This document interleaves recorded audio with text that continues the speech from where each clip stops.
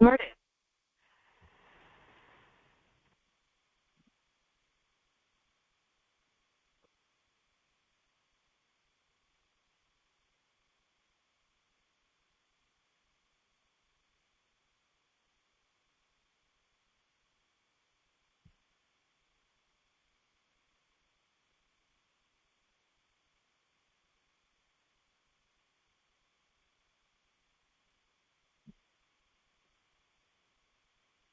नमो लोये सौहरिहन्तानं नमो लोये सौहृदानं नमो लोये सौभागिर्यानं नमो लोये सौज्यायानं नमो लोये सौत्रिकावती सावनम् ओंकारमिन्दु संयुक्तं जयन्ति योगिनः कामदमोक्षदं चैवोंकाराय नमो नमः मङ्गलं भगवान् मङ्गलं भूतमोहि मङ्गलं कुन्कुण्डारि विजेन्द्रमोसुमङ्गलं नमः समरिसाराय स्वानुभूत्या चकास्ते स्वभावाय भवाय सर्वाः विभाव निदातार।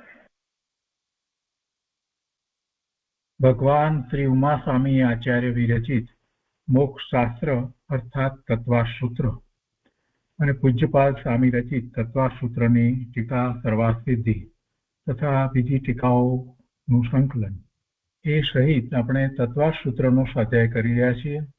તત્વાસૂત્રના સ્વાધ્યાયમાં બીજા અધિકારમાં 22મા સૂત્ર સુધી સ્વાધ્યાય આપણે કર્યો છે. હવે આજે 23મું સૂત્ર લઈએ છીએ.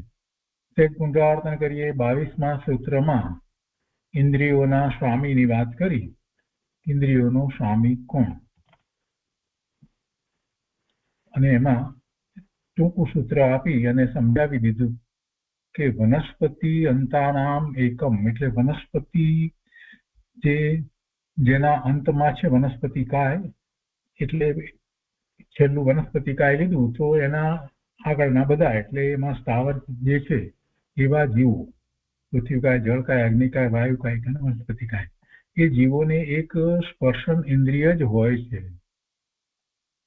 અને એક જ સ્પર્શન ઇન્દ્રિય હોય છે. અને હવે મૂળ મથાળામાં એવું વાત કરી હતી કે ઇન્દ્રિયોના સ્વામી એવું મથાળું બાંધ્યું. તો ઇન્દ્રિયના પ્રકારની વાત એમાં કરી, જળ ઇન્દ્રિય અને ભાવ ઇન્દ્રિયની વાત કરી. અને જળ ઇન્દ્રિય જે છે એ તો પૂતગળ છે, તો એની સાથે તો જીવને નિમિત્ત નૈમિત્તિક સંબંધ છે, એટલે એ કહેવામાં આવ્યું છે સ્વામી તરીકે. વાસ્તવમાં કોઈ એક દ્રવ્ય બીજા દ્રવ્યનું સ્વામી થતું નથી. એટલે ભાવ ઇન્દ્રિય જે છે તે આત્માનો એક વખતનો એ પર્યાય, એટલે અશુદ્ધને એનો એ સ્વામી કહેવાય. કેમ કે એ એક ઇન્દ્રિય કઈ એને હોય એમ નથી. ભગવાન આત્માને તો પરિપૂર્ણ દશા છે, એટલે ઇન્દ્રિયના સ્વામી તરીકે કહેવું છે કે ઇન્દ્રિય આત્માની છે એમ એટલું ત્યાં બતાવવામાં આવ્યું. અને સાથે ભૂતગળની વાત પણ લીધી. હવે અહીંયા 23મા સૂત્રમાં કહે છે કે કૃમિ, पिपीलिका, भ्रमर, मनुष्य आदि नाम ऐकैक वृद्धानी, એટલે કૃમિ એટલે કરમિયા વગેરે, પીપીલિકા કીડી વગેરે, ભ્રમરો વગેરે તથા મનુષ્ય વગેરેને એકૈક વૃદ્ધાની એટલે ક્રમથી એક એક ઇન્દ્રિય વધતી છે. એક નો ક્રમ વધારવાનો. એટલે જયારે કરમિયા લીધા તો એ 2 ઇન્દ્રિય લીધા, કીડી લીધી 3 ઇન્દ્રિય, ભમરો 4 ઇન્દ્રિય, મનુષ્ય 5 ઇન્દ્રિય. એ પ્રમાણે એક ક્રમથી એક ઇન્દ્રિય વધતી છે. અર્થાત કરમિયા વગેરેને 2, કીડી વગેરેને 3, ભમરા વગેરેને 4 અને મનુષ્યને 5 ઇન્દ્રિયો છે. પ્રશ્ન કર્યો અહીંયા ટીકાની અંદર. પહેલા પ્રશ્ન કરીને વાત લીધી છે, સ્પષ્ટતા કરવી છે ને. એટલે કે કોઈ મનુષ્ય જન્મથી જ આંધળો અને કાને બહેરો હોય છે જન્મથી, તો એવા જીવને 3 ઇન્દ્રિય જીવ કેવો કે પંચેન્દ્રિય જીવ કેવો, એને શું કહેવું? ઉત્તરમાં કહે છે કે તે પંચેન્દ્રિય જીવ, તેને 5 ઇન્દ્રિયો છે, પણ ઉપયોગ રૂપ શક્તિ નથી, તેથી તે દેખતો અને સાંભળતો નથી.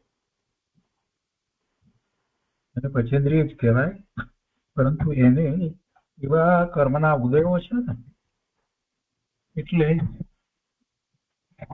એવો ઉપયોગ નથી, એટલે એ દેખતો નથી કે સાંભળતો નથી. એ તો પંચેન્દ્રિય જીવ છે. તો આગળ અહીંયા નોંધમાં કહે છે કે આ પ્રમાણે સંસારી જીવોના ઇન્દ્રિય દ્વારનું વર્ણન કર્યું. હવે એના મન દ્વારનું વર્ણન 24મા સૂત્રમાં કહે.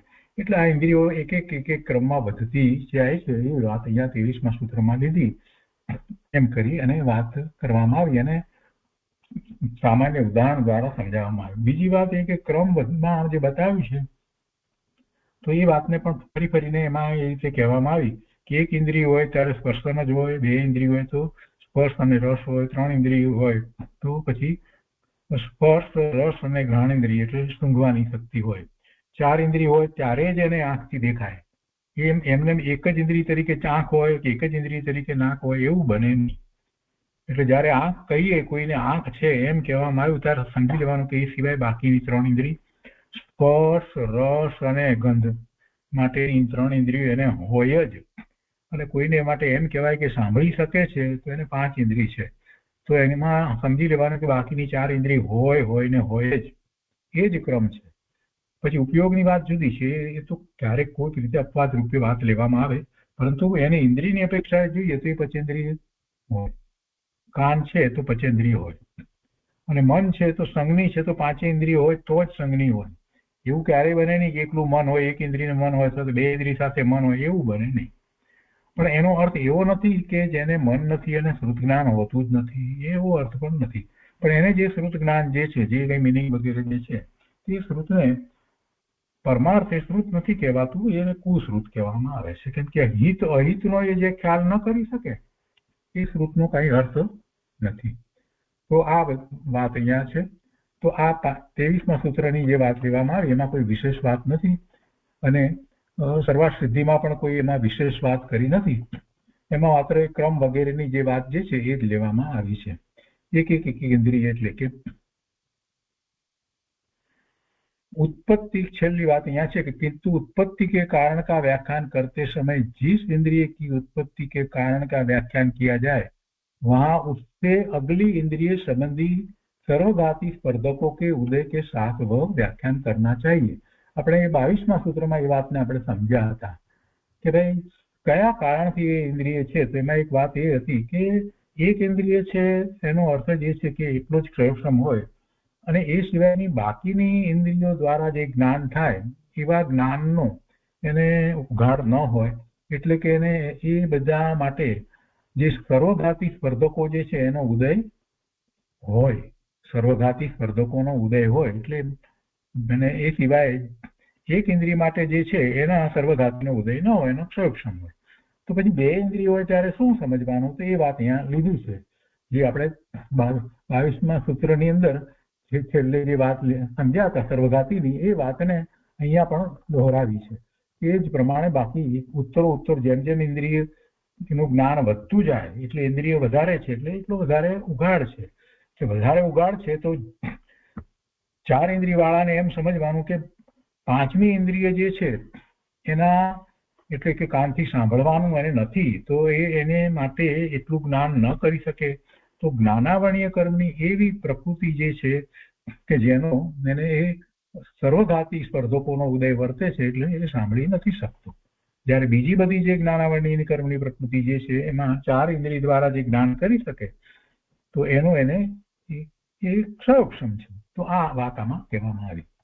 तो यहाँ આગળ પછી કહે છે कि इस प्रकार इन 2 प्रकार के और इंद्रिय भेदों की अपेक्षा 5 प्रकार के संसारी जीवों में जो पचेंद्रिय जीव है उनके भेद नहीं कहे अतः उनका कथन करने के लिए आगे का सूत्र कहता. આ તો બધો ઇન્દ્રિયોનો વાત કરીને વાત કરવામાં આવી. પહેલા સંજ્ઞી અને અસંજ્ઞીની વાત કીધી, 2 ભેદ કરીને પછી 5 ઇન્દ્રિય વાળાની વાત કરી. પણ એમાં પછી કે પેલું જે તમે જે કહ્યું હતું એટલે પહેલા સંસારી અને એ રીતે વાત કરવામાં આવી કે સંસારી જીવોની અંદર શુદ્ધની એ રીતે પણ વાત કરી. પંચેન્દ્રિયની આ 5 ઇન્દ્રિયોની વાત કરી. પણ એમાં હજી આ બાકી રહી ગયું એટલે હવે આગળનું સૂત્ર કહે છે. શું બાકી રહ્યું કે જીવો में पचेंद्रिय जीव है उनके भेद नहीं कहे संसारी जीवों में जो पचेंद्रिय तो एમાં સંજ્ઞીપણ અસંજ્ઞીપણાની વાત કરી છે. अतः उनका कथन करने के लिए आगे का सूत्र कहते हैं. એટલે મનની વાત એમ કરીને હવે આગળ લીધી છે. એટલે મન વાળા જે છે તે સંજ્ઞી હોય છે. 24મા સૂત્રોમાં કહેવામાં આવ્યું છે. તો 24મા સૂત્રમાં કહે છે કે સંજ્ઞી કોને કહે છે? સંજ્ઞીન સમનસ્કાહ સંગની ન સમસ્કા. સમસ્કા એટલે મન સહિત જીવોને સંગની કહેવાય છે. આમાં આપણને લાગે કે આ તો બરાબર છે, મને આવડે છે, બહુ સહેલું લાગે, પણ જો સંગની એટલે જેને સંજ્ઞા છે તે સંગની કહેવાય. કોઈ દિવસ વિચાર કર્યો છે કે સંજ્ઞા એટલે નામ થાય? આપણને જે નામ આપ્યા છે ને એને પણ સંજ્ઞા કહેવાય. કેટલા બધા પદાર્થોને જે નામ આપવામાં આવે એને પણ સંજ્ઞા કહેવાય. વ્યાકરણ જરાક યાદ કરીએ આપણે તો ખ્યાલ આવે કે સંજ્ઞા શબ્દ તો આ છે, સંજ્ઞા ઉપરથી સંજ્ઞ, જેને સંજ્ઞા છે તેને સંજ્ઞી કહેવાય. તો પછી બધા જે છે એ બધા સંજ્ઞી થઈ જાય, એ બધા સંજ્ઞી થઈ જાય. ઈયળ, તો ઈયળ એ સંજ્ઞા થઈ ને, એ જે જીવડું જે છે જે જાતનું એને ઈયળ કહેવામાં આવ્યું, તો ઈયળ એની સંજ્ઞા થઈ, તો એ પણ સંજ્ઞી થઈ ગયું. જેટલા સંજ્ઞાધારી છે એ બધાને સંજ્ઞી કહેવાય. જરાક વ્યાકરણ પ્રમાણે વિચાર કરવાનો. આચાર્ય ભગવાન તો બધો વિચાર કરે, આપણે તો બસ ગોખી મારીએ, એમ નહીં, ગોખાઈ નહીં કરવું. દરેક વસ્તુને બને એટલો સમજવાનો પ્રયત્ન કરો. આપણો જેટલો ક્ષયક્ષમ છે એ પ્રમાણે થોડો વધારે પ્રયત્ન કરીને પણ થોડું સમજવું, એ સમજવું જરૂરી છે. એ સમજવાથી આપણને વિકલ્પો નથી થતા. આપણે તો નિર્વિકલ્પ ધ્યાનમાં અનુભૂતિ કરવી છે, એટલે અનેક પ્રકારના પ્રશ્નો થાય, અનેક પ્રકારના વિકલ્પો હોય, ત્યાં સુધી આપણે એમાં તણાઈ જઈએ છીએ. તો એ બધું ન થાય એટલા માટે સમજવું જોઈએ. તો અહીંયા કે છે સંગની જીવો પચેન્દ્રિય જ હોય છે. જો મૂક્યો છે એકાદ કરીશ, અહીંયા તો એ વાત ચાલી રહી. સંગની જીવો પચેન્દ્રિય જ હોય છે. અધ્યાય બીજામાં 11માં અને 21માં ટીકા ને એ બધું આવી ગયું. અહીંયા કહે છે કે જીવના હિત અહિતની પ્રવૃત્તિ, હિતાહિત એટલે હિત અહિતની પ્રવૃત્તિ મન દ્વારા થાય છે. પચેન્દ્રિય જીવમાં સંગની અને અસંગની એવા બે પ્રકાર છે. સંગની એટલે સંજ્ઞા વાળા પ્રાણી સમજવા, અને સંજ્ઞાના ઘણા અર્થો થાય છે. તેમાંથી અહીં મન એવો અર્થ લેવાનો છે. જેને મન છે તે સંગની, મન છે તે સંગની. અને પછી અહીંયા વાત લીધી છે કે મન દ્વારા હિત અહિતની પ્રવૃત્તિ થાય છે. મન દ્વારા હિતાહિતની પ્રવૃત્તિ થાય છે, પણ શરીર છૂટતા વિગ્રહ ગતિમાં મન વિના નવા શરીરની પ્રાપ્તિ માટે જીવ ગમન કરે ત્યારે કર્મનો આશ્રય થાય છે. તેનું કારણ શું એ પછી 25માની અંદર કહે છે. તો આપણે અહીંયા મનની વાત જે લીધી એ જરા 24મા સૂત્રની વાતને સહેજ વધારે સમજીએ. સરવાળ સિદ્ધિમાં એ વાત આવી છે કે ભાઈ સંગનીનો તો અર્થ આવો થાય છે. એવા બધા પ્રશ્નો કરી અને સ્પષ્ટતા કરી છે. જે આપણે હમણાં વાત લીધી કે સંજ્ઞા શબ્દ જે છે, જેને સંજ્ઞા છે તેને સંજ્ઞી કહેવાય. तो मन वाले जीव संगनी होते हैं, मन का व्याख्यान कर आए हैं, पहला बात આવી છે. उसके साथ जो रहते हैं मन सहित चेते वे समनस्को कहलाते हैं. અહીંયા તો મૂળ સૂત્રમાં તો એવી રીતે લેવામાં આવ્યું ને, સમનસ્કો, સંગની સમનસ્કા એમ લીધું છે. એટલે મન સહિત જીવોને સંગની કહેવાય. એટલે વ્યાખ્યા જ્યારે કરવામાં આવી છે ત્યારે ગમે તેમ નથી. આચાર્ય ભગવાને એક એક શબ્દ તોડીને મૂક્યો છે ને, ન હોય તો ચાલે નહીં. મન સહિત જીવને સંગની એમ કેવું છે. સંગની એટલે સંજ્ઞા જેને છે એ સંગની એમ નથી. અર્થ લેવો એટલા માટે આ બે શબ્દ મૂકવામાં આવે. સંગની નામ સમનસ્કા, મન સહિત, સમનસ્કા એટલે મન સહિત ને સંગની કહેવાય. તો અહીંયા કે છે કે मन का व्याख्यान कराए हैं, उसके साथ जो એટલે મનની સાથે જે રહે છે, રહેતે हैं वे समनस्को कहलाते हैं. મન સહિત છે એ સંગની છે એમ અહીંયા કહેવું છે. તો આપણને એમ થાય કે એમાં શું, તેનું કારણ હવે શંકામાં મૂકવું. જે આપણે વાત કરી એ જ લીધું છે અહીંયા. कर उन्हीं संगनी कहते हैं. परिशेष न्याय से यह सिद्ध हुआ कि इनसे अतिरिक्त जितने संसारी जीव होते हैं वे सब असंगनी है. એટલે કે મન વિનાના જે છે તે અસંગની છે એ વાત પણ આમાંથી નીકળે છે. આપણે અસ્થિર નાસ્તિપૂર્વક વિચાર કરીએ છીએ ને, તો ન્યાયથી સમજીએ તો જે મન સહિત છે તે જ સંગની છે, મન વિનાના જે છે તે અસંગની છે. ઠીક છે, બરાબર, એ વાત પણ આપણને સમજાઈ ગઈ.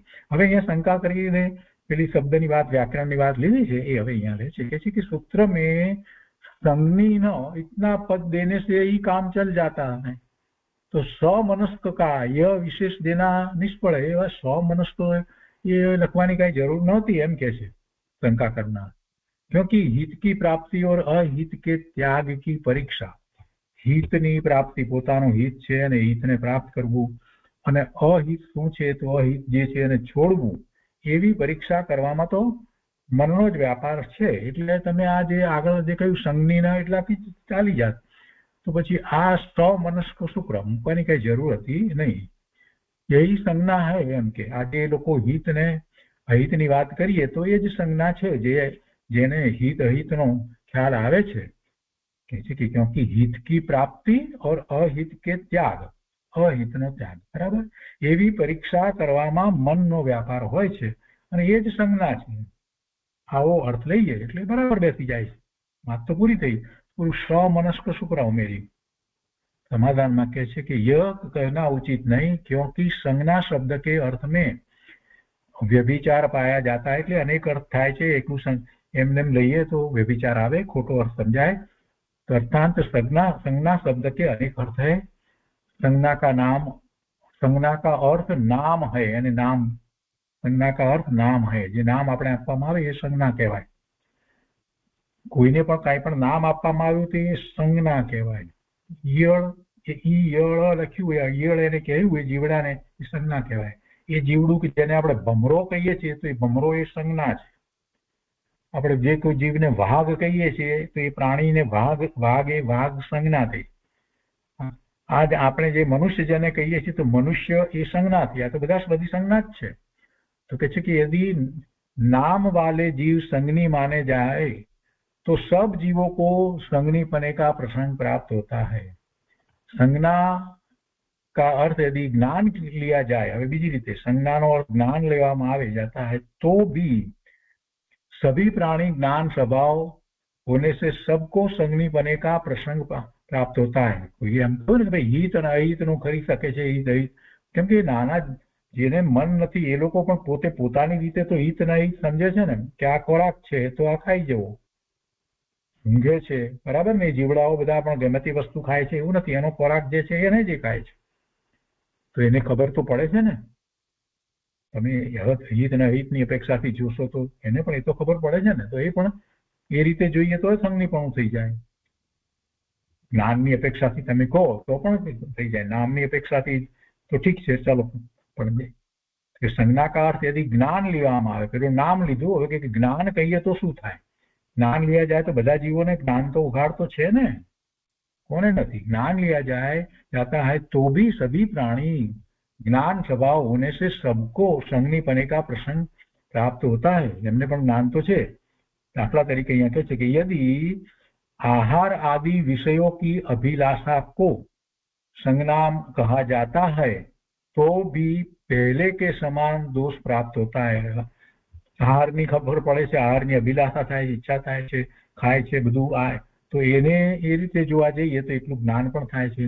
અને એની ઈચ્છા જે છે તો એને જો વિષયોની અભિલાષા જે કરે છે એ પણ એક પ્રકાર તો થયો ને જ્ઞાનની અપેક્ષાથી જોઈએ અથવા તો વિષયોની અભિલાષાથી જોઈએ એને પણ સંજ્ઞી કહેવાય. તો એ રીતે જોઈએ તો પણ એ પહેલામાં જેમ કહેવામાં આવ્યું બધા જીવોને એ તો છે અભિલાષા તો છે, તો એ જ દોષ એમાં પણ લાગુ પડી જાય. अर्थात आहार आदि विषयक अभिलाषा सबके पाई जाती है, इसलिए भी सबको संज्ञीपना का प्रसंग प्राप्त होता है. એટલે તો આ ત્રીજી વાત લીધી. આહાર આદि વિષયો की અભિલાષા ને સંજ્ઞી કહેવું તો એ પણ નહીં, કે સંજ્ઞીના બધા અર્થ લે છે એ પણ નહીં. क्योंकि ये दोष न प्राप्त हो, હવે આ દોષ ન લાગે એટલા માટે સૂત્રમાં સ્વમનસ્કા મૂકી દીધો શબ્દ. જેને મન છે તે સંજ્ઞી, એટલા માટે આ સૂત્રની અંદર સ્વમનસ્કા શબ્દ મૂક્યો. હવે આપણને એમ થાય કે આ ન કર્યું તો ન ચાલે. ઘણાના મનમાં સ્વાધ્યાયની અંદર એમ થાય કે આટલું બધું શું કરવાની જરૂર, બરાબર છે મન સહિત છે એટલું લઈને ટૂંકમાં આગળ ચાલો ને ભાઈ. હવે ઘણાને આવું થાય, ટૂંકું કરવાની ઘણાને એમ હોય કે ટૂંકમાં આમ ને દરેક વસ્તુને ટૂંકમાં લેવી છે, એને વિસ્તાર નથી કરવો. પ્રભુ એમ ન ચાલે, એમ ન ચાલે.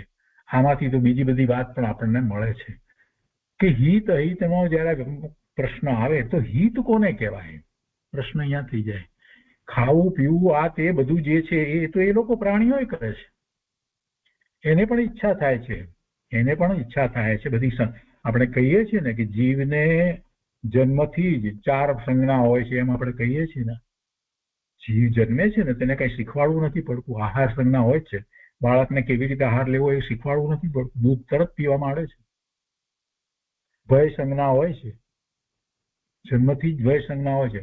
જરા કામ કરીએ તો એ ડરી જાય છોકરું. એને કોઈ શીખવાડ્યું છે કે ભાઈ આવો અવાજ જોરથી થાય તો તારે ડરી જવું?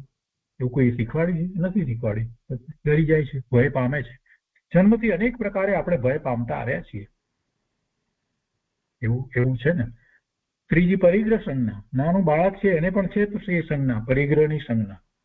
એને પણ આ મારું રમકડું, આ મારી વસ્તુ, આ બીજાને નથી આપતો. એને પણ શીખવાડ્યું કે ભાઈ તારી એટલે તારે બીજાને નહીં આપવાની. એને એ જ પછી મોટો થતા સુધી એ જ રહે છે, આ મારું છે ને આ તારું છે, મારું હું તને શું કરવા આપું, મારું મારું કરીને ભેગું કર્યા કરે છે. આ સંજ્ઞા છે. ચોથી સંજ્ઞા મૈથુન સંજ્ઞા. એ પણ કોઈને શીખવાડવી પડતી નથી. આ બધા આટલા બધા પ્રાણીઓ જે છે, મનુષ્યની તો વાત જવા દો, બધાને મૈથુન સંજ્ઞા તો છે ને. કોણ એને શીખવાડવા ગયું છે?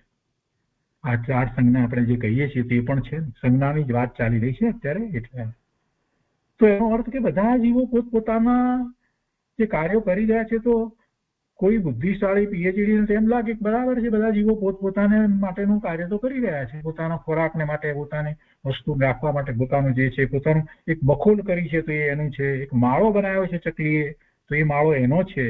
સુગ્રીએ એનો માળો બનાવ્યો છે. બધા પોતપોતાનું કરી અને રહ્યા છે. તો એમાં બધા પોતપોતાનું પ્રયોજન સાધે છે. તો એમાં શું મોટી વાત છે? બરાબર જ છે. બધા હિત અહિતની બધાને પોતપોતાની ખબર પડે જ છે. અમને પણ અમારું હિત તેમાં છે, અમને ખબર પડે છે. આવી કોઈક બુદ્ધિશાળી મનુષ્ય વિચાર કરતો હોય અને આવી વાત એને લાગે, એને એમ થાય કે આ બરાબર જ છે બધું, અને એ વાત બરાબર નથી. એ માટે અહીંયા કહેવામાં આવ્યું કે ના, એમ નથી. આ બધું જયારે છે તો એ ખોટું ઠરાયું ને કે ભાઈ આ નામ છે એના દ્વારા તમે સંગીપણું ન માનો. હિત અહિતની વાતની અંદર પણ કહ્યું કે આ અભિલાષા છે એમ કહેવામાં આવે તો પણ એ સંગીપણું છે એમ તો બધા જીવોને છે. એવું સંગીપણું અમે નથી કહેતા. સ્વમનસ્કાર કહ્યું છે. સ્વમનસ્કાર. તો હિત અને અહિત જે છે એ કંઈક બીજી રીતે હોવું જોઈએ એવી વાત આમાંથી આપણને પ્રાપ્ત થઈ જાય છે કે આ બધાને તો હિત કહ્યું જ નથી. स्वमनस का यह पद रखा है, इससे यह लाभ है कि, હવે કહે છે, इससे यह लाभ है कि गर्भज, अंडज, मूर्छित और सुक्ति आदि अवस्थाओं में हित अहित की परीक्षा के न होने पर भी मन के संबंध से संगनीपना बन जाता है. એટલે મન છે એને સંગની કહ્યું છે ને પછી હિત અહિતની વાત આવે અને એમાં જે સાચું હિત અને અહિત જે છે બે પ્રકારે પછી હિત અહિતની વાત આવે કે જે પરમાર્થે જે છે હિત અને અહિત એ ત્યારે પછી લેવાય. પણ જે લોકો બીજા બધા જે છે એને પણ સંગનીપણું મન સહિત છે એને જ સંગનીપણું મનાય. પણ પેલા 2 ઇન્દ્રિય 4 ઇન્દ્રિય વગેરે બધા જીવો છે એને પણ આહાર વગેરેની સંજ્ઞા છે તો એને લીધે કે 3 ઇન્દ્રિય 4 ઇન્દ્રિયને તો એને સંગની કહેવાય નહીં, એને સંગની ન કહેવાય. એક વાત આમાંથી એ નીકળે છે. અને પછી હિત અહિતની વાત જે છે એ પોતે પોતાનું હિત કરે છે પણ પછી આગળની વાત એ આવે કે એ પરમાર્થે હિત છે કે નથી એ પછીનો વિષય થઈ જાય છે. એટલે આ બધી વાતને આપણે શાંતિથી વિચારમાં લઈ શકીએ એટલા માટે દરેક વસ્તુ કહેવામાં આવી છે. અહીંયા વિશેષ અર્થની અંદર પંડિતજી બહુ સરસ રીતે વાત લીધી કે પ્રાય એકેન્દ્રિય આદि प्रत्येक जीव अपने इष्ट विषय में जो दरेक जीव પોતાના इष्ट विषय में, अपने इष्ट विषय में प्रवृत्ति करता है और अनिष्ट विषय से निवृत्त होता है. एक इंद्रिय आदि बधाने एम तो है. फिर भी मन की स्वतंत्र सत्ता स्वीकार की गई है तो મનની સ્વતંત્ર સત્તાનો સ્વીકાર કરવામાં આ બધું તો દરેક કરે છે. એક ઇન્દ્રિય આદિ કહ્યું છે ને એટલે 2 ઇન્દ્રિય 3 ઇન્દ્રિય 4 ઇન્દ્રિય 5 ઇન્દ્રિય સંધિ પચેન્દ્રિય બધા એ કરી રહ્યા છે. પોતાના ઇષ્ટ વિષયમાં પ્રવૃત્તિ અને અનિષ્ટ વિષયથી નિવૃત્તિ तो कर ही रहा है. फिर भी मन की स्वतंत्र सत्ता स्वीकार की गई है. सो इसका कारण यह है कि तुलनात्मक अध्ययन जो पंडित जी बहुत स्पष्ट લીધું છે છતાં મનની સ્વતંત્રતાનો સ્વીકાર કરવાનું કારણ શું છે તો કે છે કે तुलनात्मक अध्ययन, लोक परलोक का विचार, हिताहित का विवेक आदि कार्य ऐसे हैं जो मन के बिना नहीं हो सकते. तुलनात्मक अध्ययन આ બે વસ્તુનું અધ્યયન કરી અને એમાંથી આ પોતાના ખરેખર હિતકારી છે કે કેમ, અને હિતકારીની વાત આવે તો આપણે નિશ્ચયથી તો હિત જે છે પરમાર્થે પોતાના સ્વરૂપની પ્રાપ્તિ એ જ જીવને હિતકારી છે. ભલે અત્યારે વર્તમાનમાં કોઈને નથી ખબર પડતી એ વાત જુદી છે પણ એથી કઈ વસ્તુ સ્વરૂપ બદલાઈ જતું નથી. હિતકારી તો એ જ છે. જો એ હિતકારી ન હોત તો અનંત જીવો શા માટે આવો પુરુષાર્થ કરી અને સિદ્ધ થાત ન થાત. એટલે અનંત જીવો સિદ્ધ થયા છે તો હિત એમાં છે એ વાતનું પણ એમાંથી આપણને નિર્ણય થઈ જાય છે. એટલે જેને મન છે એની વાત અહીંયા તો લેવી છે, પછી એ વાત તો પછી આવશે. પરમાર્થની વાત આપણે અત્યારે પહેલાથી કહી દઈએ છીએ, પરંતુ સમજવાનું છે આમાં. તો અત્યારે અહીંયા તો એટલી જ વાત લેવી છે મન સહિત. અને એમાં પંડિતજીએ વધારે વાત લીધી કે તુલનાત્મક અધ્યયન, લોક પરલોક કા વિચાર, હિતાહિત કા વિવેક. લોક અને પરલોકનો કોણ વિચાર કરે છે? કેટલા લોકો પરલોકનો વિચાર કરે છે અત્યારે, અને પરલોક કેવું એ વિચારે છે. તો અનેક ધર્મ અત્યારે જે ચાલી રહ્યા છે, બીજા બધા અનેક મતોની અંદર એ લોકો પરલોકનો વિચાર પોતપોતાની મતિ કલ્પના કરે છે. સ્વર્ગની તો વાત એમને ત્યાં છે જ નહીં. એટલે અહીંયા શું કરીએ ને પરલોકમાં શું મળે એ સંબંધી તો બધાની જાત જાતની માન્યતા છે. हित अहित का विचार आदि कार्य ऐसे हैं जो मन के बिना नहीं हो सकते, इसी से मन की स्वतंत्र सत्ता स्वीकार की गई है. આ મોટી મહત્વની વાત છે. મનની સ્વતંત્ર સત્તાનો સ્વીકાર કરવામાં આવ્યો છે. 5 ઇન્દ્રિય તો ઠીક છે, બરાબર છે, તો હોય, પણ એથી આગળ વધીને મન કે જેના દ્વારા આપણે નિશ્ચયથી ખરેખર શ્રુતની પ્રાપ્તિ કરી શકીએ છીએ. શ્રુત જ્ઞાન મન દ્વારા છે, એટલે ये महत्वपूर्ण है. तो कहते इससे मन की स्वतंत्र सत्ता स्वीकार की गई है. यह मन जिनके होता है वे संगनी होते हैं, अन्य नहीं. जीवों का संगनी और असंगनी यह भेद पंचेंद्रिय जीवों में ही पाया जाता है. अन्य एकेंद्रिय से लेकर चतुर्न्द्रिय तक के जीवों तो असंगनी ही होते हैं, अर्थात उनके मन न होने से वे उक्त प्रकार के ज्ञान से वंचित रहते हैं. પણ પંચેન્દ્રિયની અંદર જે અસંગની છે એ આ નથી કરી શકતા. અને પછી મૂળ વાત તો એ લીધી કે સંગની જે છે તો સાચો સંગની તો એ જ કહેવાય કે જે ખરેખર લોક અને પરલોકનો વિચાર કરીને સાચું પોતાનું હિત પરમાર્થ એનું એવા સંગનીપણાની જ આપણે અહીંયા જે સ્વાધ્યાય કરી રહ્યા છે, આપણું જે પ્રયોજન છે એમાં તો એ નિશ્ચિતથી તો એ જ સાચું સંગનીપણું છે. બાકી સંઘની આપણને કેટલાય જીવો દેખાય છે, પ્રાણીઓ પણ સંઘની છે, પણ એમાં કેટલાક જીવો પ્રાણીઓ જે છે એ પણ પોતે પોતાના હિતનો વિચાર કરે, પરલોકનો વિચાર કરી શકે છે, પૂર્વના આરાધક હોય છે એવા કે કોઈ રીતે. તો એ પણ સાચા પરમાર્થે ખરેખર એમને સંઘનીપણું પ્રગટ કર્યું છે. બાકી આપણે જ્યાં સુધી આપણે સાચા હિતનો વિચાર ન કરીએ ત્યાં સુધી આપણું સંઘનીપણું જે છે એ અસંઘનીપણા બરાબર જ છે. તો આમાંથી પરમાર્થે વાત નીકળતી હતી એટલે આપણે આ વાત લીધી છે. પછી અહીંયા આગળ કહે છે 309 ની અંદર કે यदि जीवों के हित और अहित आदि विषय के लिए क्रिया मन के निमित्त से होती है तो जिसने पूर्व शरीर को छोड़ दिया है और जो मन रहित है, પહેલાનું શરીર છોડી દીધું છે અને મન રહિત છે ને એ વખતે શરીર છોડ્યા પછી મન ક્યાં છે? શરીર નથી, મન નથી, વાણી નથી, કાંઈ નથી, બરાબર, ત્યાંથી તો નીકળી ગયો છે, પૂર્વ શરીર છોડી દીધું છે. ऐसा जीव जब नूतन शरीर नव शरीर ग्रहण करे छे तो कि नूतन शरीर को ग्रहण करने के लिए उद्यत होता है तब उसके जो क्रिया होती है वह किस निमित्त से होती है? મનની વાત લીધી ને મન દ્વારા આ બધી વાત લઈ એના ઉપરથી કહે છે તો પછી પેલાને કેવી રીતે થાય? અહીંથી જે શરીર છોડીને જે નીકળ્યો છે એને કેવી રીતે થશે? तो कहते कि ये बतलाने के लिए आगे का सूत्र कहते हैं कि विग्रह गति में कार्मण्यकाय योग होता है. विग्रह गतिમાં કાર્મણ્ય યોગ હોય છે. મન દ્વારા હિતાહિતની પ્રવૃત્તિ થાય છે, પણ શરીર છૂટતા વિગ્રહ ગતિમાં, એટલે એ ગતિ જે છે એને વિગ્રહ ગતિ કહેવામાં આવે છે. એમાં મન નથી, વાણી નથી, શરીર નથી. તો મન વિના નવા શરીરની પ્રાપ્તિ માટે જીવ ગમન કરે ત્યારે કર્મનો આશ્રવ થાય છે. તેનું કારણ તો અહીંયા કર્મનો આશ્રવ કીધો એટલે એનો અર્થ કે એને છેવટે તો આ જે કંઈ એને શરીર વગેરે જેવું બધું જે પ્રાપ્ત થાય છે એમાં એ કર્મની વાત તો રહી જ છે. અહીંયા આશ્રવ થાય છે એ વાત લીધી છે. અહીંયા જે વાત કરવામાં આવી એનો એ રીતે અર્થ કરવાનો. અહીંયા શું કહે છે? और मन रहित है ऐसे जीव जब नूतन शरीर को ग्रहण करने के लिए उद्यत होता है तब उसके जो क्रिया होती है वह किस निमित्त से होती है? यानी क्रिया तरीके લીધું એમાં નિમિત્ત શું છે એમ કરીને વાત લીધી. નિમિત્ત से होती है यही बतलाने के लिए आगे का सूत्र कहते हैं અને એમાં એક કર્મની વાત લેવી છે. એમણે અહીંયા આશ્રવ તરીકે મૂક્યું છે. તો 25મું સૂત્ર વિગ્રહ ગતૌ કર્મ યોગ, વિગ્રહ ગતૌ કર્મ યોગ.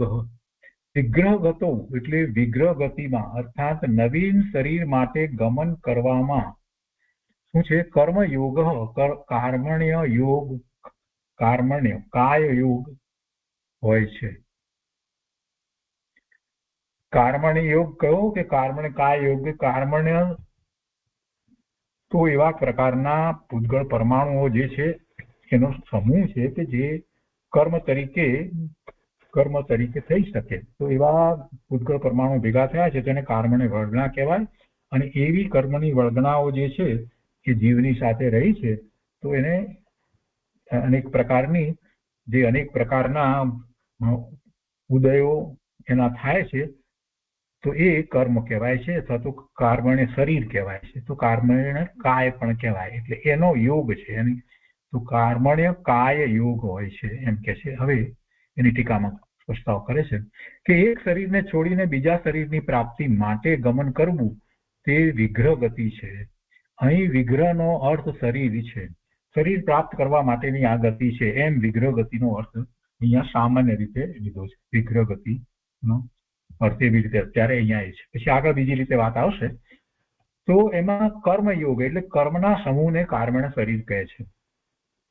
આત્માના પ્રદેશોના પરિસ્પંદનને યોગ કહે છે. અને યોગમાં નિમિત્ત તરીકે મન, વાણી અને કાયા એ ત્રણેય જ માંથી ગમે તે હોય. મનના યોગ, વચનના યોગ અને કાયાના યોગ એમ કુલ 15 પ્રકારના યોગ કહેવામાં આવ્યા છે. મનના 4 પ્રકારના, વાણીના 4 પ્રકારના અને કાયાના 7 પ્રકારના યોગ કહેવાય છે. એમ કરીને 15 પ્રકારના યોગ કહેવામાં આવે છે. પણ યોગનો મૂળ અર્થ જે છે એ તો આત્મપ્રદેશોનું પરિસ્પંદન અથવા તો કંપન, આત્મપ્રદેશોનું પરિસ્પંદન એને યોગ કહેવામાં આવે. અને આત્મપ્રદેશોનું પરિસ્પંદન થવામાં આ જળ એવું શરીર, જળ એવું મન અને જળ એવી વાણી એ ત્રણેય જળ એ એમાં નિમિત્ત કારણ થાય. શાંતિથી સમજવાનું. દરેક વખતે પરિસ્પંદન કોનું થાય? આત્માના પ્રદેશોનું પરિસ્પંદન થાય. તો એવું આત્માના પ્રદેશોનું પરિસ્પંદન, કંપન જે કહેવામાં આવે કે પરિસ્પંદન જે કહીએ તો એ પરિસ્પંદન થવામાં યોગ 15 પ્રકારના યોગ કારણભૂત થાય. અને એ 15 પ્રકાર જે છે જળના છે. એ જળના છે. મન, વાણી અને કાયા બધું જળ છે, પણ એ નિમિત્ત તરીકે છે. એટલે મનનો યોગ, વાણીનો યોગ, કાયાનો યોગ આપણે જયારે કહીએ ત્યારે સમજી લેવાનું કે એ તો નિમિત્ત કારણ છે. પરિસ્પંદન જે થાય છે તો જીવના પ્રદેશને વિશે થાય છે એને યોગ કહેવામાં આવે છે. અને એવા યોગને કારણે જીવને જે આશ્રવ થાય છે અને આશ્રવ પછી જે કર્મનો બંધ થાય છે તો એ ભાવાશ્રવ અને ભાવ બંધ છે. પછી આશ્રવ, ભાવ આશ્રવ અને ભાવ બંધ થયો એટલે કર્મને રજકણો ખેંચાઈને ત્યાં આવે છે એવું જે સમજાવવામાં આવે છે એવું સમજવાની જરૂર નથી. ખોટું ઘણું સમજાવવામાં આવે કે એટલે આમ ખેંચાઈ અને કર્મને રજકણો જે છે ને ખેંચાઈને આવે. આ પરિસ્પંદન થાય ને એટલે એ ખેંચાઈને આવે એમ. ભાઈ એમ નથી. એ દ્રવ્ય જુદું અને આ જીવ દ્રવ્ય જુદું. અહીંયા પરિસ્પંદન જે થાય એ જીવના પ્રદેશનું પરિસ્પંદન થાય. અને એ જ જીવના પ્રદેશનું પરિસ્પંદન એ પેલા પૂતગળ પરમાણુ એની ઉપર કામ કરે, એને ખેંચે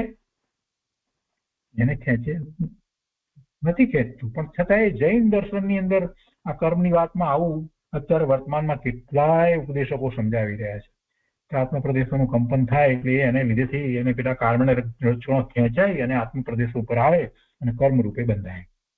એમ ન હોય ભાઈ. તમે સિદ્ધાંતને તોડી નાખશો એમ નહીં ચાલે. તો પછી શું હોય? કર્મ કેમ આવે છે? અરે કર્મ એ પૂતગળ છે, પૂતગળ પરમાણુનો સ્કંદ છે. એવી કર્મના જે વળગણાઓ જે છે એ બધી એના કારણે પોતે ત્યાં આવે છે અને એના કારણે છૂટે છે. એ વચ્ચે નિમિત્ત નૈમિતિક સંબંધ છે એટલું જ લો ને ભાઈ. કોઈને કારણ કરતા કારણનો સંબંધ શુક્ર દરેક જગ્યાએ સ્થાપી દો છો પ્રભુ. ગુરુદેવે આ જ મોટામાં મોટું પરમ સત્ય સમજાવ્યું છે. લોકો સમજ્યા નહીં ને એને દરેક જગ્યાએ આ આત્માને અનાદિની એવી ટેવ પડી ગઈ છે કે દરેક જગ્યાએ એને કરતા કર્મ સંબંધ સ્થાપવો છે. આનું કારણ આ એટલે આમ થયું, આનું કારણ આ એટલે આમ થયું. પેલો ગાળ બોલ્યો એટલે મને ગુસ્સો આવ્યો. અરે પેલાએ મને થપ્પડ મારી એટલે પછી મેં એને સામી મારી. આ બધી વાતમાં આપણે દરેક જગ્યાએ બીજા દ્રવ્ય સાથે કર્તા અને કાર્યનો સંબંધ સ્થાપી દઈએ છીએ, અને આ આપણને અનાદિની ટેવ પડી છે. એટલે મિથ્યાત્વ જતું નથી અને એટલા માટે આપણને કષાયો જતા નથી. કષાયોમાં આપણે હંમેશા જસ્ટિફાઈ કરીએ કે આમ થયું માટે આમ થયું. કષાયનું કારણ આ જ છે ને. કષાયમાં આપણે હંમેશા એ જે નિમિત્ત ઉપર જ દોષનો ટુકડો ઢોળી દઈએ છીએ. પેલાએ આમ કર્યું એટલે મને ક્રોધ આવ્યો, પેલાએ આમ કર્યું એટલે આમ થયું. આ બધું જે ચાલી રહ્યું છે એમાં શું છે કે કર્તા અને જે કારણ જે છે એમાં આપણે જે સંબંધ કરીએ છીએ, જે પર નિમિત્ત કારણ છે એને મૂળ કારણ સમજી લઈએ છીએ. આ જ મોટી ભૂલ છે. તો એ વસ્તુ બરાબર નથી. તો ક્યારેય એવું આપણે નહીં સમજવાનું કે જીવના આત્મપ્રદેશોનું કંપન પરિસ્પંદન થયું એટલે કાર્મણ રજકણો આવ્યા, એમ ન સમજવું. કાર્મણ રજકણોનો એ વખતે એ આવવાનો એ જ કાળ હતો એટલે આવ્યું. માત્ર જીવનો જે ભાવ થયો, જે કંઈ થયું એ એમાં નિમિત્ત કારણ કહેવાય. જીવને શુભ ભાવ થયો તો પુણ્યની પ્રકૃતિના કારણે રજકણો આવ્યા, અને અશુભ ભાવ થયો તો એના આવ્યા, એ એને કારણે આવ્યા. અને એને કારણે એ ઉદયમાં આવે, એને કારણે ઉદયમાં આવીને ખરી જાય, બધું એને કારણે થાય. એ વખતે જીવનું જે થતું હોય એનો જ આપણે વિચાર કરવાનો. તો આ દ્રષ્ટિ કેળવવાથી આપણને આ કર્મ કર્મ કર્મ જે ગોખાઈ ગયું છે ને, કર્મને લીધે બધું થાય, કર્મને લીધે બધું થાય, એ જે છે ને એ માન્યતા જે છે એ નબળી પડી જશે અને પુરુષાર્થની દ્રષ્ટિ જે છે એ બળવાન થશે. એટલા માટે આપણે વાત અહીંયા કરીએ છીએ. તો વાત ચાલી રહી છે કર્મના સમૂહને કાર્મણ શરીર કહે છે, જાણીએ છીએ આપણે. આત્માના પ્રદેશોના પરિસ્પંદનને યોગ કહે છે, એ પણ આપણે જાણીએ છીએ. આ પરિસ્પંદન વખતે કાર્મણ્ય શરીર નિમિત્ત રૂપ છે, આની વાત આપણે કરી. તેથી તેને કર્મયોગ કહે છે અને તે કારણે નવા કર્મોનો તે વખતે આશ્રવ થાય છે. આ તો નિમિત્ત કારણ છે. નિમિત્ત કારણ છે. એ વખતે નવો આશ્રવ થવાનો હોય તો થાય છે, થવાનો છે તે થાય છે. સૂત્ર 44ની ટીકામાં આગળ પછી વાત આવે છે. મરણ થતા નવીન શરીર ગ્રહણ કરવા માટે જીવ ગમન કરે છે ત્યારે રસ્તામાં 1, 2, 3 કે 4 સમય લાગે છે. તે સમયમાં કર્મણ યોગના કારણે પૂતગલ કર્મનું તથા તેજસ વર્ગણાનું ગ્રહણ થાય છે, પણ નો કર્મ પૂતગલોનું ગ્રહણ થતું નથી. પૂતગલ કર્મનું જે કર્મ થવા યોગનું તથા તેજસ વર્ગણાનું ગ્રહણ થાય છે, પણ નો કર્મ પૂતગલોનું ગ્રહણ થતું નથી. નો કર્મ પૂતગળો કેવા છે? એ શરીરની રચના ને માટે કાર્યકારી થાય, ઉપયોગી થાય એવા નો કર્મ પૂતગળ એટલે જે શરીર બને. એટલે શરીર માટેના પૂતગળોનું ગ્રહણ ત્યારે થતું નથી. ક્યારે? વિગ્રહ ગતિની અંદર નથી થતું. એ ત્યાં પહોંચે પછી થાય છે. પછી થાય છે. પેલી આપણે વાત કરી હતી કે આહારક, તો એ આહારક વગેરે જે છે, પર્યાપ્તિ વગેરે જે થાય છે, તો એવું આહાર વર્ગના પરમાણુને ગ્રહણ કરે છે અને પછી એ શરીર બનાવે છે અને એક પછી એક બધી પર્યાપ્તિ પૂરી થાય છે. 6 પ્રકારની વાત આપણે લીધી છે. તો એ નો કર્મ પૂતગલોનું ગ્રહણ ત્યારે થતું નથી. આ 25મા સૂત્રની અંદર વાત કરવામાં આવી અને એમાં વિશેષ વાત અહીંયા નથી. વિગ્રહ ગતિને કારણ કાય યોગ હોતા હૈ કરી અને પછી જે વાત કરી છે એમાં એટલું કહે છે કે વિગ્રહ કા અર્થ દેહ હૈ. અહીંયા વિગ્રહનો અર્થ દેહ લેવાનો છે. પછી બીજી અર્થ આવશે. विग्रह अर्थात शरीर के लिए जो गति होती है वह विग्रह गति है. शरीर नવું લેવાનું છે એટલા માટે વિગ્રહ ગતિ છે. એટલે ભગવાનને શરીર લેવાનું નથી. જે નિર્વાણ પામે છે એને છેલ્લું શરીર છોડે છે, જે એને ચરમ શરીર કહેવામાં આવે છે, કે એ શરીર છોડીને એ જે જાય છે તો એને નિર્વાણ કહેવાય છે. એને અવસાન કે મૃત્યુ એવું કહેવાતું નથી. એટલા માટે એને અવસાન નથી કહેવાતું કે મૃત્યુ પણ નથી કહેવાતું. દેહ છોડ્યો એમ વાત કરીએ એમ પણ નહીં, નિર્વાણ જ કહેવાય. અને જે નિર્વાણ છે તો જે શરીર છોડે છે એને ચરમ શરીર કહેવાય, છેલ્લું શરીર જ હોય. અને એમની જે વિગ્રહ ગતિ, જે આપણે એને માટે વિગ્રહ ગતિ કહીએ છીએ, તો એને માટેની વાત આગળ આવશે. અહીંયા તો વિગ્રહ એટલે કે જે શરીર એમાં ગતિ થાય છે તે એક સમયની ગતિ છે, એ જુદી વસ્તુ છે. અહીં એ પછી આવશે, પછીના સૂત્રમાં આવે છે. અહીંયા વિગ્રહ ગતિનો અર્થ જે છે કે શરીર લેવા માટે જવાનો છે. એટલે કે જેને હજી બહુ બાકી છે, જેને નિર્વાણ થયું નથી, જે સિદ્ધ થયા નથી, एवा जीवनी बात है। એટલે विग्रह अर्थात शरीर के लिए जो गति होती है वह विग्रह गति है, अथवा विरुद्ध ग्रह को विग्रह कहते हैं। अभी जो एक अर्थ है जिसका अर्थ व्याघात होता है, विरुद्ध अथवा व्याघात। तात्पर्य यह है कि जिस अवस्था में कर्म के ग्रहण होने पर भी नो कर्मरूप पुद्गलों का ग्रहण नहीं होता। आ जे अवस्था जे छे एमां नो कर्मरूप पुद्गलों ग्रहण न थाय, नो कर्मरूप पुद्गलो आवे नहीं ત્યાં સુધી શરીર બનતું નથી। એ ત્યારે નથી હોતું, વિગ્રહ ગતિમાં એ થતું નથી, પહોંચ્યા પછી ત્યાં થાય છે। એટલે એક સમય બાકી રહે ત્યારે એ થતું હોય છે। આ વર્ગણાને ગ્રહણ કરે છે, પહેલી પર્યાપ્તિ પછી પૂરી કરે છે, એ રીતે। તો નો કર્મરૂप पुद्गलों का ग्रहण नहीं होता, वह विग्रह है।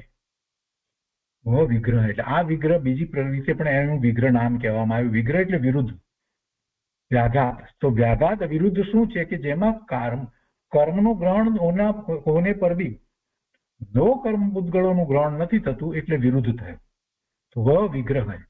और इस विग्रह के साथ होने वाले गति का नाम विग्रह गति है। આ બીજી રીતે પણ અર્થ આનો આ છે। सब शरीरों की उत्पत्ति के मूल कारण कारण शरीर को कर्म कहते हैं। मूल कारण तो बराबर છે, કર્મ કહીએ છીએ, પણ પછી શરીર બનવા માટેના પૂતગળો જુદા, એમ એ તો જુદું જ રહે છે, એ તો નો કર્મ।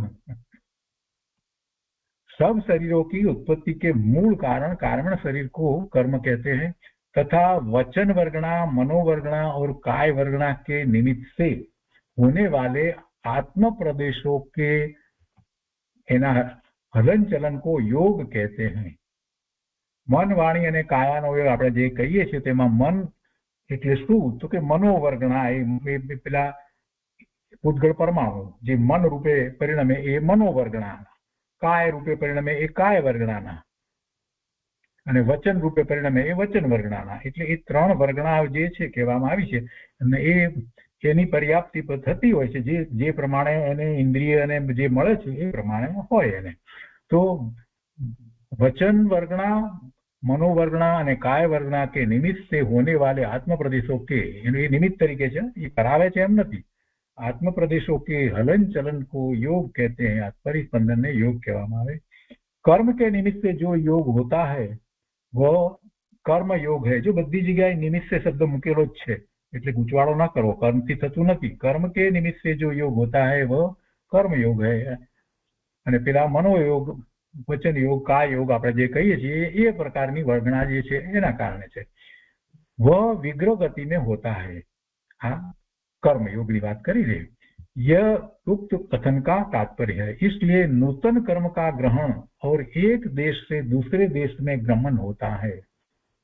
नूतन कर्मનું નવા કર્મનું ગ્રહણ થાય છે, પણ નો કર્મનું ગ્રહણ નથી થતું, નો કર્મનું ગ્રહણ નથી થતું એની સાથે એ વાત મેં લઈ લીધી છે કે મનોવર્ગણા, काय વર્ગણા કે વચન વર્ગણા જે છે એના નિમિત્તથી જે આત્મ પ્રદેશોનું કંપન જે છે એને योग કહેવામાં આવે છે।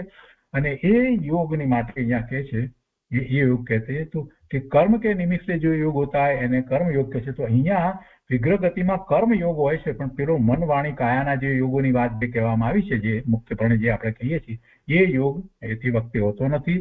અને વિરુદ્ધ શબ્દ શા માટે કહેવાય, આ વિગ્રહ શબ્દનો અર્થ વિરુદ્ધ એટલા માટે કહેવાય કે ત્યારે કર્મયોગ છે છતાં પણ આ બીજો યોગ નથી, નો કર્મના પૂતગળોનું ગ્રહણ નથી થતું, એટલે એ વિરુદ્ધતા થઈ, એટલા માટે પણ એને વિગ્રહ શબ્દથી જ દર્શાવવામાં આવે છે। तो ये विग्रह गति में થાય છે। અને इससे नूतन कर्म का ग्रहण और एक देश से दूसरे देश में गमन, અને બીજું શું થાય છે કે એક દેશથી બીજા દેશમાં એટલે ક્ષેત્રાંતર થાય છે। એક જગ્યાએથી બીજા જગ્યાએ જવાનું થાય છે એટલે ક્ષેત્રાંતર થાય છે। આ ક્ષેત્રાંતર થાય છે, જીવ અહીંથી નીકળીને બીજી જગ્યાએ જાય છે, એક ક્ષેત્રાંતર થયું ને, એક देश से दूसरे देश में गमन होता है। तो હવે એના સંબંધી કહે છે કે ગમન થાય છે, ક્ષેત્રાંતર જે થાય છે, तो कहते हैं कि गमन करने वाले जीव और पुद्गलों का एक देश से दूसरे देश में गमन क्या आकाश प्रदेशों की पंक्ति क्रम से होता है या इसके बिना होता है?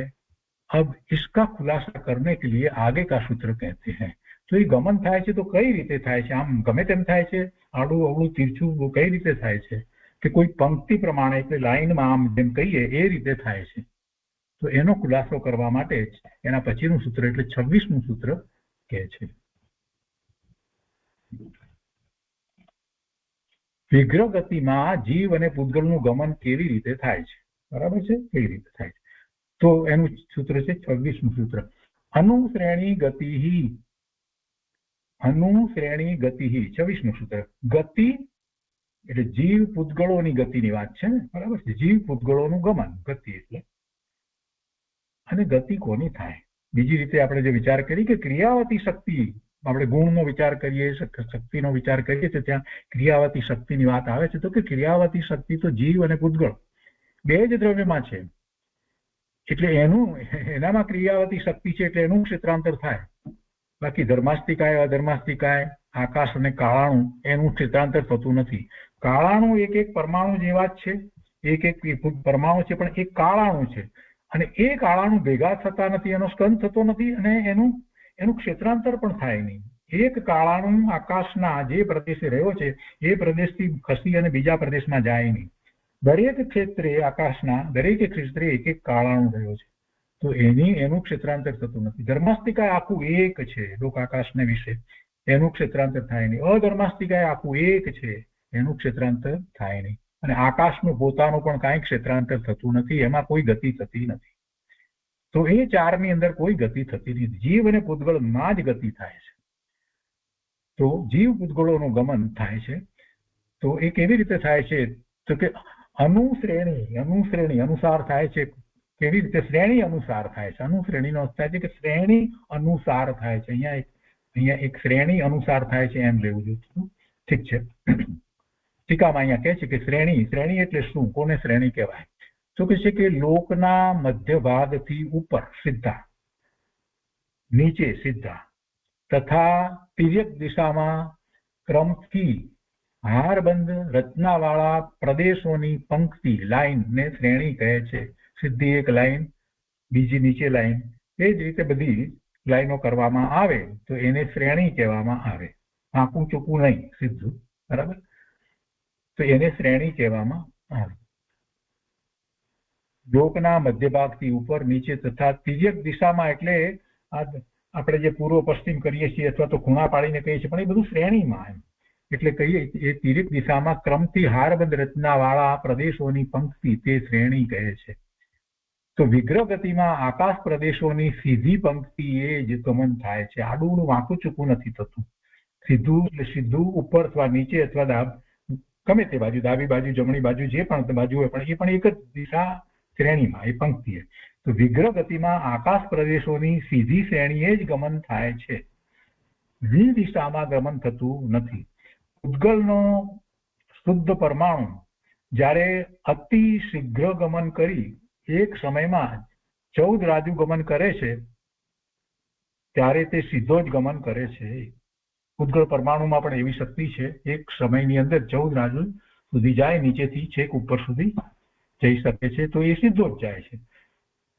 કેવળી પરમાત્મા જેમને થયું છે કેવળ જ્ઞાન એવા રિયલ પરમાત્મા તીર્થંકર ભગવાન હોય તો એ જયારે નિર્વાણ પામે છે તો એમનો આત્મા જે છે એ પણ એક સીધો જ એક જ સમયમાં સીધે શિલા ઉપર એટલે 7 રાજુ, કેમ કે તો મધ્યપ્રદેશમાં મધ્યલોકમાંથી જાય છે ને ઉપર એટલે 14 રાજુનો સવાલ નથી. એટલે 7 રાજુ ગમન કરી અને સીધી શિલા ઉપર એક સમયમાં બિરાજમાન થઈ જાય છે. ત્રીજું, ઉપર પ્રમાણે શ્રેણીની 6 દિશા થાય છે. એક તો પૂર્વથી પશ્ચિમ, ઉત્તરથી દક્ષિણ અને ઉપર અને નીચે એ પ્રમાણે થાય. એટલે આમ ત્રાસું આપણે એંગલમાં કહીએ એવી રીતે નથી હોતું, કેમ કે શ્રેણી લેવી છે ને સીધા બધા સેલ્સની સીધા ગોઠવવામાં આવે તો એ રીતે થાય. એટલે પૂર્વથી પશ્ચિમ, ઉત્તરથી દક્ષિણ, ઉપરથી નીચે અને એ જ રીતે બીજી 3 એ રીતે થાય. જે પૂર્વથી પશ્ચિમ લીધું તો પશ્ચિમથી પૂર્વ, તેનાથી ઉલટી રીતે જોઈએ તો પશ્ચિમથી પૂર્વ, ઉત્તરથી દક્ષિણ તો દક્ષિણથી ઉત્તર અને નીચેથી ઉપર, ઉપરથી નીચે અથવા તો નીચેથી ઉપર એમ 6 લીધું. મૂળ તો 3 જ લેવામાં આવી છે, ખરેખર તો 6 કહેવાય. તો પ્રશ્ન કર્યો છે કે આ જે અધિકાર છે તેમાં પૂતગળનો વિષય શા માટે લીધો? તમે આ બધી પૂતગળની વાત શા માટે લો છો? ઉત્તર આપે છે, જીવ અને પૂતગળનો નિમિત્ત નૈમિત્તિક સંબંધ બતાવવા તથા જીવ તેમજ પૂતગળ બંને ગમન કરે છે, બંને ગતિ કરે છે એમ બતાવવા માટે પૂતગળનો વિષય લીધો છે. 26મા સૂત્રમાં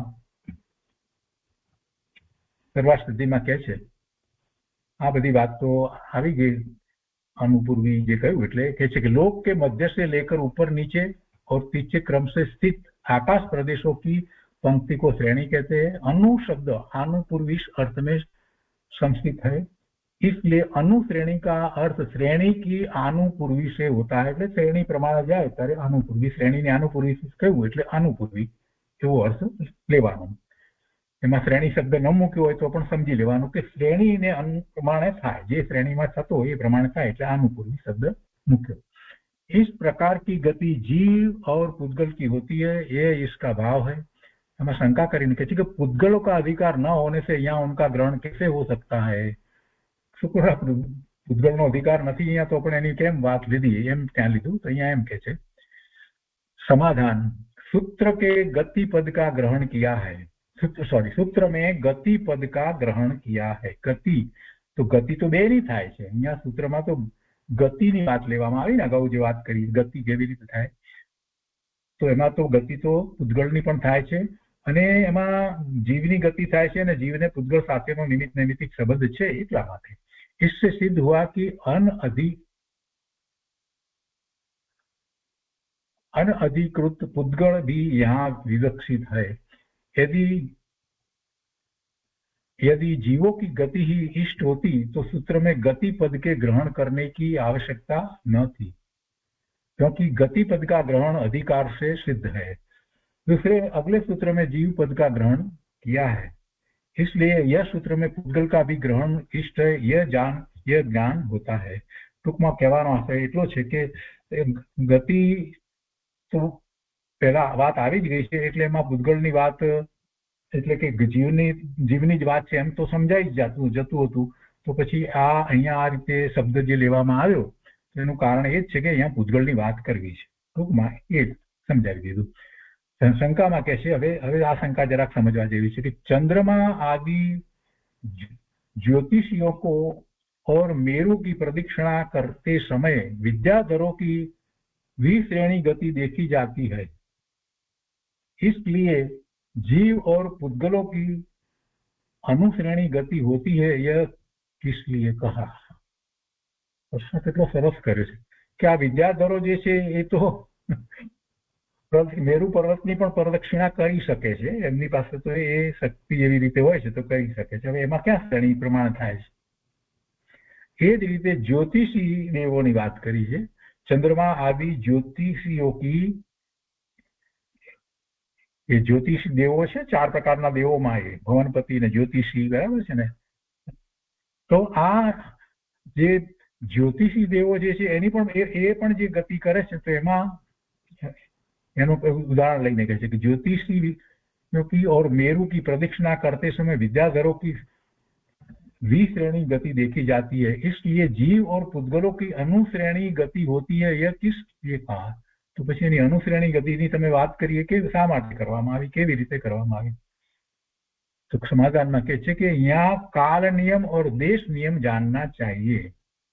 એટલે આ મૂળ તો વિગ્રહ ગતિની વાત ચાલે છે એટલા માટે એ કરવામાં આવી છે એમ જો આપણે જવાબ આપીએ તો એ જવાબ આપણો અડધો સાચો કહેવાય કે અહીંયા શા માટે આ વાત લીધી છે, કેમ કે આ બધી જાતની તો ગતિ બદલી થઈ જ રહી છે જુદી રીતે. તો શ્રેણીની ગતિ અનુશ્રેણીમાં જ ગતિ થાય તો આપણે તો જવાબ એમ આપી દઈએ કે ભાઈ અહીંયા તો વિગ્રહ ગતિની અપેક્ષાથી અમે તો વાત કરી રહ્યા છીએ, એટલે એમાં જીવ જે છે એને શરીર નથી અને જે ગતિ કરે છે વિગ્રહ ગતિની અપેક્ષાથી અમે વાત કરીએ, એવો જવાબ આપણે આપીએ તો સાચો કહેવાય, ખોટો ના કહેવાય પણ અધૂરો કહેવાય. એટલા માટે અહીંયા આ વાત લીધી છે કે यहाँ काल नियम और देश नियम जानना चाहिए. काल नियम यथा, काल नियम प्रमाणे मरण के समय जब जीव एक भव को छोड़कर दूसरे भव के लिए गमन करते हैं और मुक्त जीव जब ऊर्ध्व गमन करते हैं, एक तो जे जीव ने हजी भव करवानो छे एवा અને બીજા જે મુક્ત જીવ, तो ये बनने માટે કહે છે કે और मुक्त जीव जब उध्वगमन करते हैं, मुक्त जीव ने मात्र उध्वगमन ज होय, પેલા ને બીજું જે રીતે ગમન હોય, ઉધ્વ પણ હોય અને પાછું તીર્છું એટલે સાઈડમાં પણ ગ્રહણ ગમન હોય. तो કહે છે कि दूसरे भव के लिए जीव गमन करते हैं और मुक्त जीव जब उध्व गमन करते हैं तब उनकी गति अनुश्रेणी ही होती है.